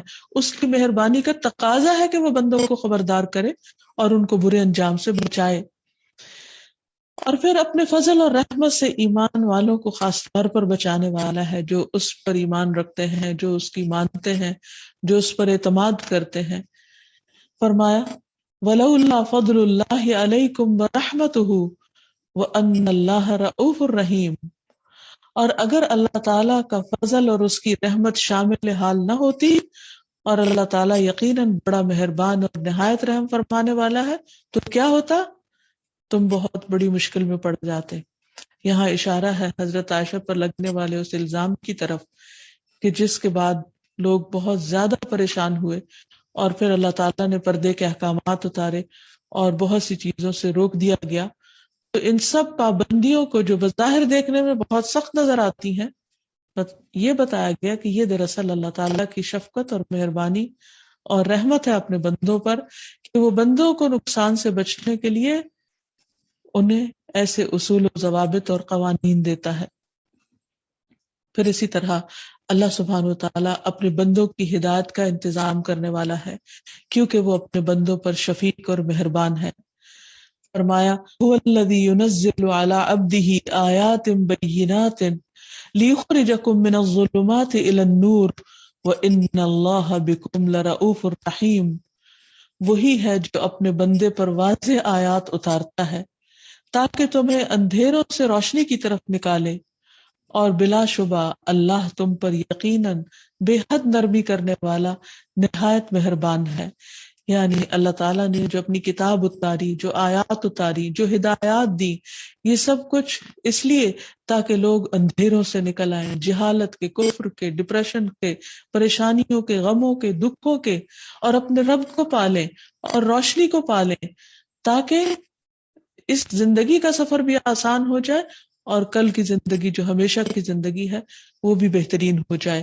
تو یہ سب کچھ اللہ تعالیٰ نے قرآن مجید کی شکل میں، نبی صلی اللہ علیہ وسلم کی سیرت اور سنت کی شکل میں جو بھی تعلیمات دی ہیں، یہ سب اس لیے ہیں کہ اللہ تعالیٰ اپنے بندوں پر بے حد مہربانی فرمانے والا ہے.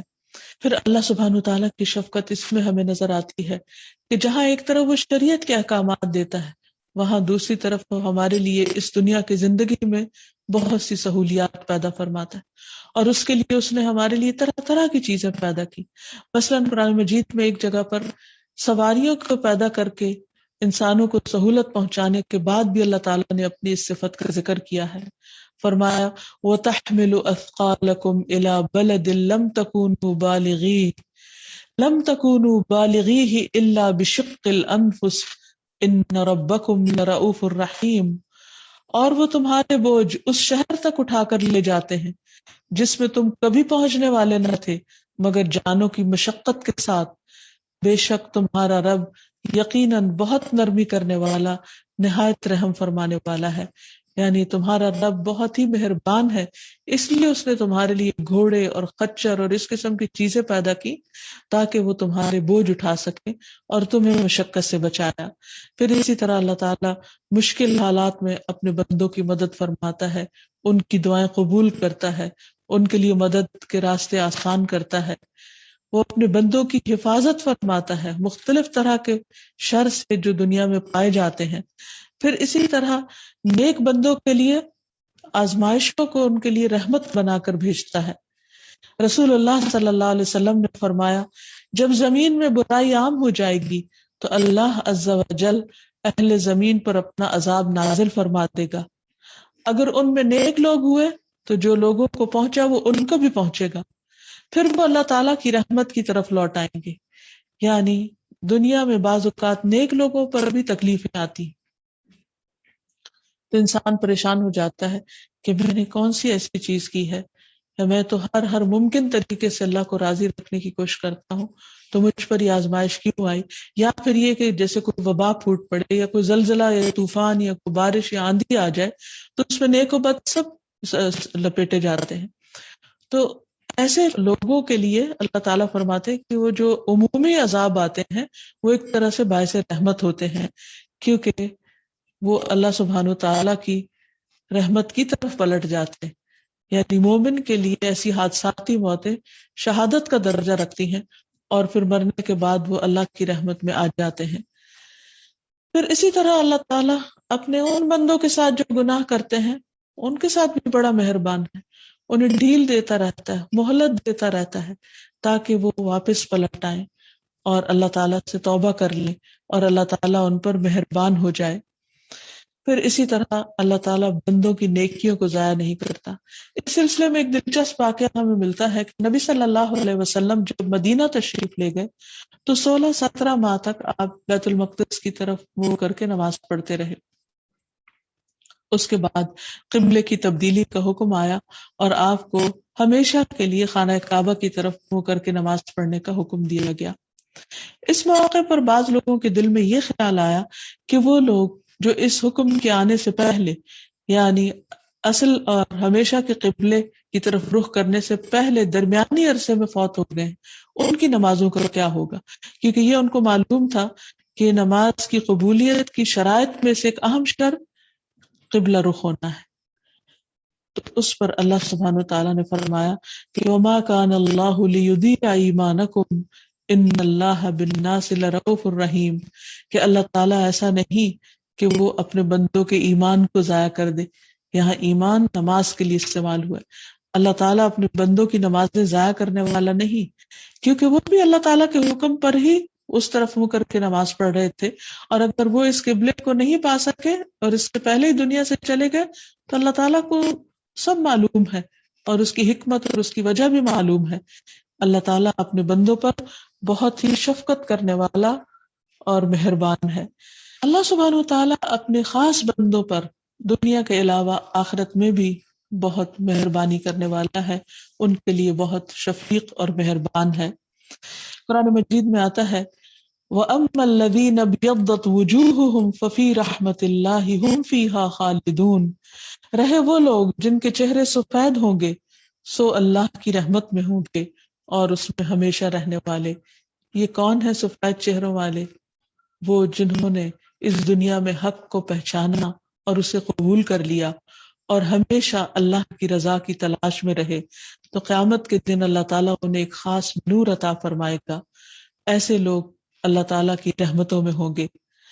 ایسے لوگوں کو اللہ تعالیٰ اپنی رحمت کے ساتھ جنت میں داخل کرے گا، کیونکہ اللہ تعالیٰ فرماتے ہیں جنت کو کہ انتی رحمتی، اے جنت تو میری رحمت ہے، ارحم بکی من اشاء، تیرے ذریعے میں جس پر چاہوں گا رحم کروں گا. تو اللہ تعالیٰ اپنے محبوب بندوں کو اپنی خاص رحمت کے ساتھ جنت الفردوس میں داخل فرمائے گا، کیونکہ کوئی بھی شخص محض اپنے اعمال کی بنا پر جنت میں نہیں جا سکتا. ایک شخص اگر ساری زندگی بھی نیک عمل کرے تو قیامت کے دن اس کے اعمال کو رکھ کر ایک ادنا سے ادنا، یہ چھوٹی سے چھوٹی نعمت کو بھی اگر یہ کہا گیا کہ تم اپنا حصہ وصول کر لو تو وہ سارے اعمال لے لے گی. تو باقی ساری نعمتوں کے بدلے میں پھر انسان کے پاس کیا ہے دینے کو؟ تو یہ تو صرف ایک بہانہ ہے اللہ تعالیٰ کی رحمت کو حاصل کرنے کا. یعنی کسی کے ذہن میں ہو سکتا ہے یہ سوال پیدا ہو کہ اگر اعمال کی وجہ سے جنت میں نہیں جا سکتے تو اعمال کی ضرورت کیا ہے؟ نہیں، اچھے اعمال، نیک عمل ذریعہ ہے اللہ تعالیٰ کی محبت حاصل کرنے کا، اس کی رحمت حاصل کرنے کا. کہ جب ہم اللہ تعالیٰ کو خوش کرتے ہیں تو اللہ تعالیٰ خوش ہو کر ہماری طرف دیکھتے ہیں اور اپنی رحمت بری نگاہ سے ہماری طرف دیکھتے ہیں. اور پھر جس پر اللہ راضی ہو گئے اور جس پر اللہ کی رحمت نازل ہو گئی تو پھر اس کے لیے جنت واجب ہو گئی. پھر اسی طرح یہ ہے کہ اللہ سبحانہ تعالیٰ چھوٹی چھوٹی نیکیوں کی بنا پر لوگوں کو جہنم سے نکال لے گا. حدیث میں آتا ہے کہ جب سب سفارش کرنے والے سفارش کر چکیں گے تو اللہ تعالیٰ فرمائیں گے کہ میں ارحم الراحمین ہوں، میری جنت میں وہ تمام لوگ داخل ہو جائیں جو میرے ساتھ کسی کو شریک نہیں ٹھہراتے تھے. چنانچہ ایسے تمام لوگ جنت میں داخل ہو جائیں گے. اس کے بعد اللہ عز و جل فرمائیں گے کہ دیکھو جہنم میں کوئی آدمی ایسا تو نہیں جس نے کبھی کوئی نیکی کا کام کیا ہو. تلاش کرنے پر انہیں ایک آدمی ملے گا، اسی کو بارگاہ الہی میں پیش کر دیا جائے گا. اللہ تعالیٰ اس سے پوچھیں گے کیا کبھی تو نے کوئی نیکی کا کام بھی کیا؟ وہ جواب میں کہے گا نہیں، البتہ اتنی بات ضرور ہے کہ میں لین دین میں لوگوں سے نرمی کیا کرتا تھا. اللہ تعالیٰ فرمائیں گے جس طرح یہ میرے بندوں سے نرمی کرتا تھا تم بھی اس سے نرمی کرو. اس کے بعد فرشتے جہنم سے ایک اور آدمی کو نکال لائیں گے اور اس سے بھی ایسے ہی پوچھیں گے.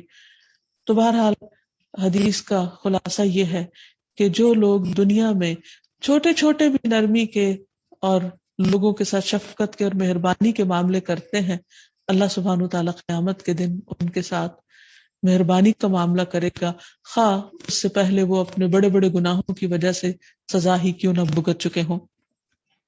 اور پھر آخری آدمی جو جنت میں داخل ہوگا اس کو جب وہ سب کچھ دے دیا جائے گا جو اس کی طلب اور تمنا ہوگی تو اللہ تعالیٰ اس سے 10 گنا اور زیادہ اس کو عطا کر دے گا.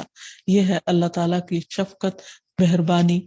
اور پھر اللہ تعالیٰ ارحم الراحمین کی شفاعت سے جہنم سے ایک مٹھی ایسے لوگ بھی نکالے جائیں گے کہ جن کے پاس قطعاً کسی قسم کی کوئی نیکی نہ ہوگی. یہ بھی اللہ تعالیٰ کی اپنے بندوں پر شفقت اور رحمت ہے. اور پھر اللہ تعالیٰ ان پر ایسی رحمت کرے گا کہ ان میں سے ایک کو، یعنی جن کے پاس کوئی نیکی نہیں تھی، جب ان کو جنت میں داخل کیا جائے گا نہر الحیات سے گزارنے کے بعد تو ان کے جسم پر آگ کے نشان وغیرہ ہوں گے جلنے کے، یعنی تو جنت والے ان کو جہنمیون کہیں گے کہ یہ وہ لوگ ہیں جو جہنم سے نکال کر یہاں جنت میں لا بسائے گئے ہیں. ان میں صرف ایک آدمی کے پاس کیا کچھ ہوگا اس کا اندازہ صرف اس بات سے لگائیے کہ اگر وہ ساری زمین والوں کی دعوت کرنا چاہے تو وہ خوشی کے ساتھ، آسانی کے ساتھ کر سکے. یعنی اس کے پاس اتنی بے شمار دولت ہوگی کہ پوری زمین والوں کو وہ کھلا سکے گا اور ان کے سونے کا بندوبست کر سکے گا اور ان کی ساری ضروریات پوری کر سکے گا. تو سوچئے کہ اللہ سبحانہ وتعالیٰ اگر ایک ادنا درجے کے جنتی کو یہ سب کچھ دیں گے اور ہمیشہ کے لیے دے دیں گے تو اعلیٰ درجوں پر جو فائز ہوں گے ان کے پاس اللہ تعالیٰ نے آنکھوں کی ٹھنڈک کے کیسے کیسے سامان تیار کر رکھے ہیں. اب جب ہم اللہ سبحانہ تعالیٰ کی اس صفت کو، اس نام کو جان چکے ہیں تو اب یہ جاننا ضروری ہے کہ اس نام کا اثر ہماری زندگی پر کیا پڑنا چاہیے. تو سب سے پہلی بات تو یہ ہے کہ ہمیں بندوں کے حق میں بے حد مہربان اور شفیق ہو جانا چاہیے. اللہ سبحانہ وتعالیٰ کے حبیب محمد صلی اللہ علیہ وسلم کے ناموں میں سے بھی ایک نام رؤوف ہے، جو اللہ تعالیٰ نے خود آپ کا نام رکھا کہ وہ مومنوں کے ساتھ رؤوف الرحیم ہے۔ اور حقیقت یہ ہے کہ نبی صلی اللہ علیہ وسلم کا اسوہ حسنہ اور آپ کا اخلاق سراسر لوگوں کے ساتھ شفقت، مہربانی اور محبت پر مبنی تھا۔ آپ نے فرمایا کہ میں نبی الرحمہ ہوں۔ آپ نے فرمایا کہ اللہ تعالیٰ نے آپ کا نام رؤوف الرحیم رکھا۔ پھر اسی طرح باقی انبیاء اور ان کے پیروکاروں کی صفت بھی یہی بتائی گئی۔ اللہ تعالیٰ فرماتے ہیں ثم قفینا علی آثارہم برسلنا وقفینا بعیسی ابن مریم وآتیناہ الانجیل وجعلنا فی قلوب الذین اتبعوہ رأفۃ ورحمہ۔ پھر ہم نے ان کے نقش قدم پر پے در پے اپنے رسول بھیجے اور ان کے پیچھے عیسیٰ ابن مریم کو بھیجا علیہ السلام، اور اسے انجیل دی، اور ہم نے ان لوگوں کے دلوں میں جنہوں نے اس کی پیروی کی نرمی اور مہربانی رکھ دی۔ یعنی انبیاء کے پیروکاروں کے دلوں میں بھی اللہ تعالیٰ نے نرمی رکھی، اور یہی دراصل دین کا پیغام ہے، دین کی خوبصورتی یہی ہے۔ محمد صلی اللہ علیہ وسلم کے ساتھیوں کی صفت بھی جو قرآن مجید میں بتائی گئی ہے وہ یہی ہے کہ محمد الرسول اللہ والذین معہ اشداء علی الکفار رحماء بینہم۔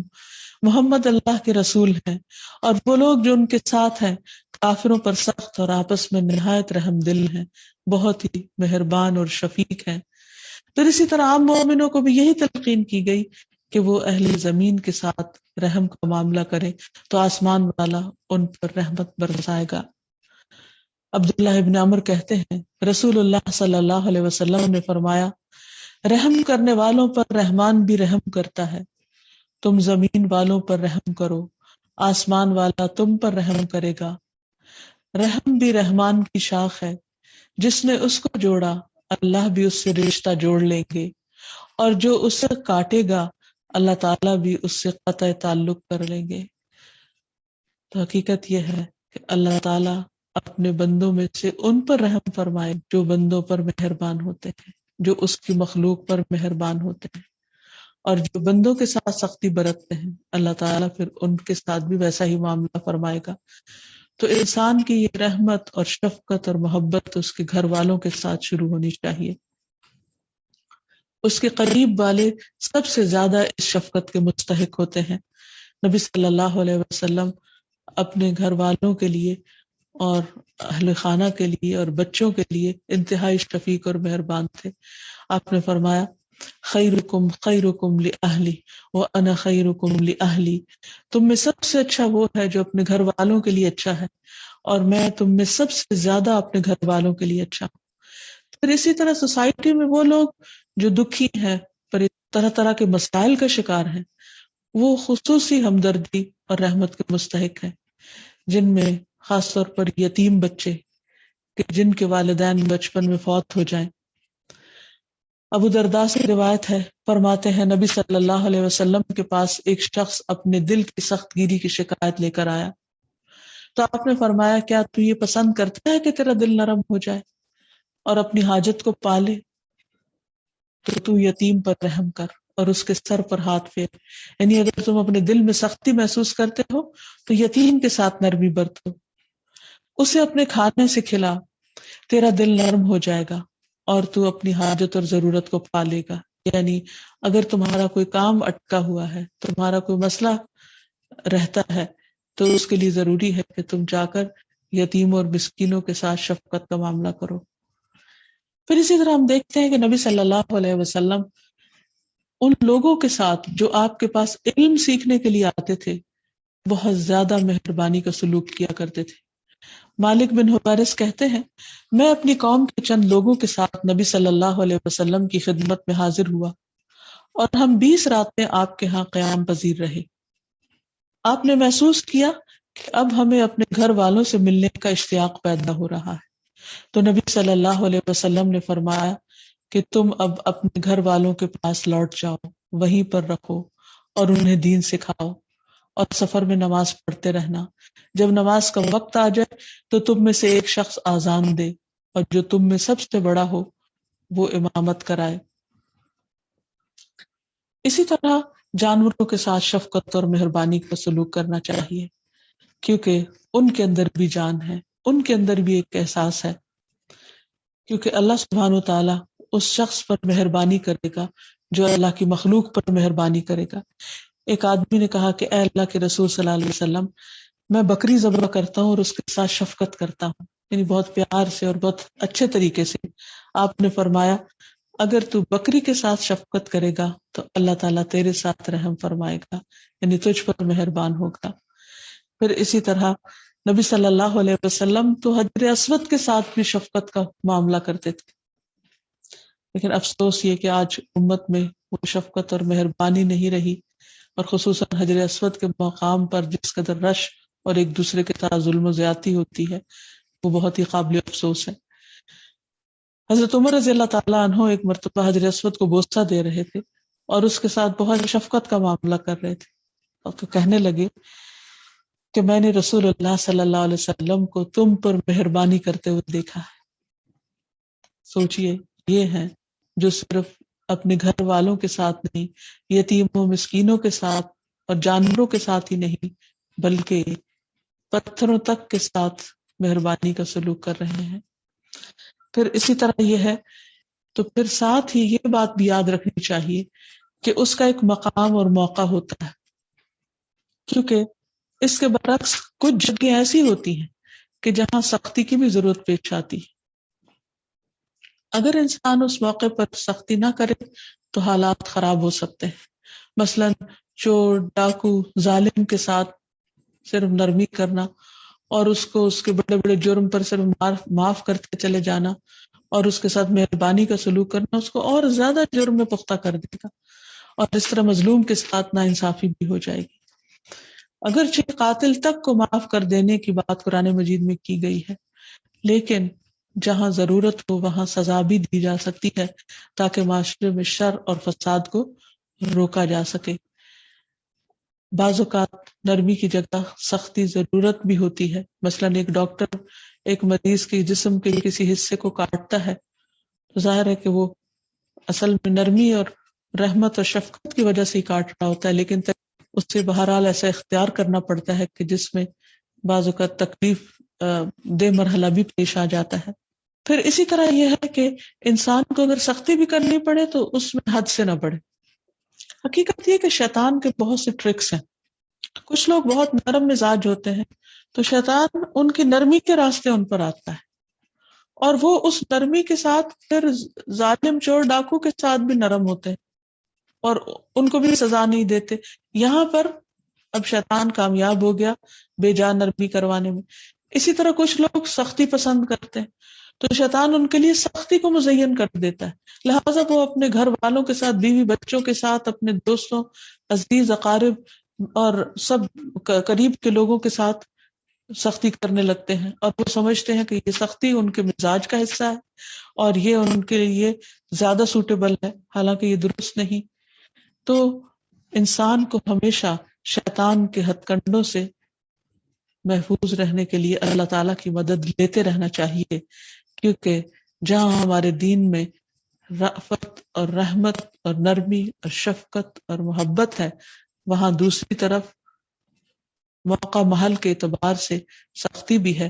اسی لیے ہم دیکھتے ہیں کہ ہمارے دین میں جو شرعی سزائیں ہیں وہ بھی اسی مقصد کے لیے ہے تاکہ معاشرے سے جرائم کو روکا جا سکے۔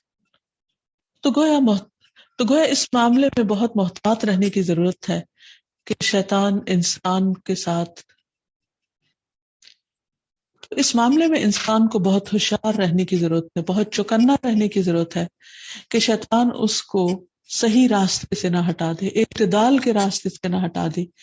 اسی لیے ہم دیکھتے ہیں کہ ہمارے دین میں جہاں عمومی طور پر شفقت اور رحمت کا معاملہ کرنے کا حکم دیا گیا، وہاں دوسری طرف شرعی سزائیں بھی بتائی گئی، حدود کے بارے میں بھی بتایا گیا تاکہ معاشرے سے جرائم کو روکا جا سکے اور لوگوں کی زندگی کو پرامن بنایا جا سکے۔ اور یہ بھی اللہ تعالیٰ کی دراصل بندوں کے ساتھ ایک شفقت اور مہربانی ہے۔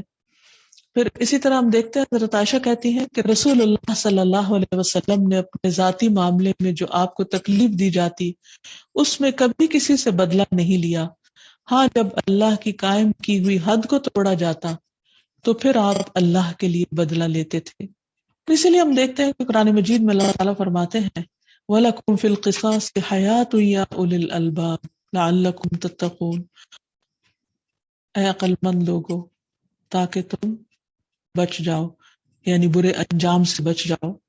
یہاں عمومی طور پر یہ بھی یاد رہے کہ کچھ معاملے ایسے ہیں کہ جن میں نرمی کرنے کی اجازت نہیں. مثلاً اگر بچہ 10 سال کا ہو جائے اور نماز نہ پڑھے تو اس کے ساتھ سختی کرنے کا حکم ہے. پھر اسی طرح اگر کوئی انسان منکر کو دیکھتا ہے تو اس کو پسند نہ کرے، اس پر لینیٹ نہ ہو، بلکہ اگر اس کو ہاتھ سے روک سکتا ہے تو ہاتھ سے روکے، اگر ہاتھ سے نہیں روک سکتا تو زبان سے روکے، ورنہ دل میں اس کو ضرور برا سمجھے.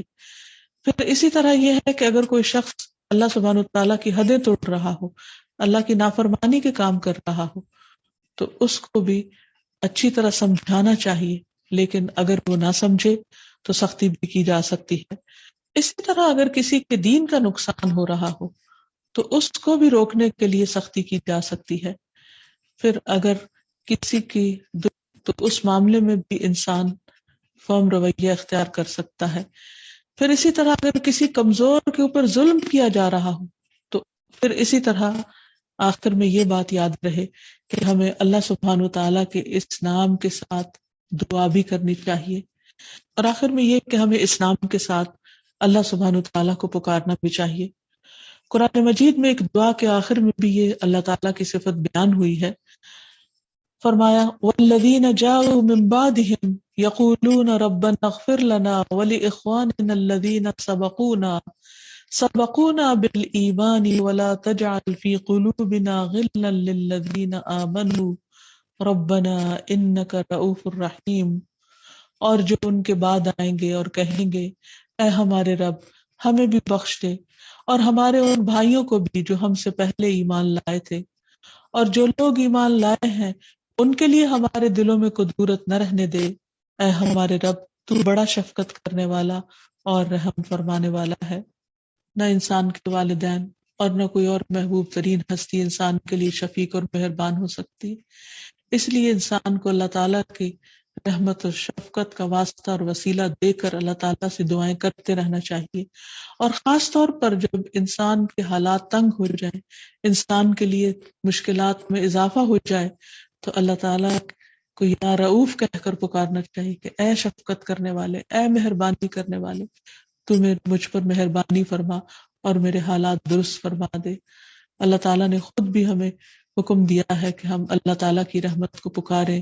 وَقُلْ رَبِّ اغْفِرْ وَارْحَمْ وَأَنْتَ خَيْرُ الرَّاحِمِينَ. اور آپ کہہ دیجئے کہ اے میرے رب بخش دے اور رحم کر، اور تو رحم کرنے والوں میں سب سے زیادہ رحم کرنے والا ہے. تو اللہ تعالیٰ سے دعا ہے کہ وہ ہم سب پر اپنی رحمت نازل فرما دے. وآخر دعوانا ان الحمد للہ رب العالمین. أنت القاهر يا الله، أنت الحسيب يا الله، أنت الشافي يا الله، أنت المبين يا الله، أنت الوكيل يا الله، أنت القيوم يا الله، أنت المتين يا الله، أنت السبوح يا الله. لا إله إلا الله محمد رسول الله، لا إله إلا الله محمد رسول الله.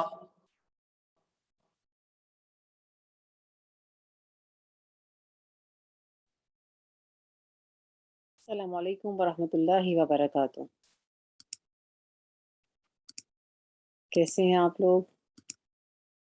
اہلا وسہلا مرحبا بکم. الحمد للہ کثیرہ. ہم نے اتنا خوبصورت لیکچر سنا الحمدللہ، اور آپ لوگوں نے خوب جو جمع اکٹھے کی الحمدللہ. چلیے ان کو تھوڑا سا شیئر کرتے ہیں. اللہ تعالیٰ ہمارے ٹائم میں بہت برکت عطا فرمائے، آمین یا رب العالمین. دعا کے ساتھ آغاز کرتے ہیں. نحمدہ ونصلی علی رسولہ الکریم، اما بعد.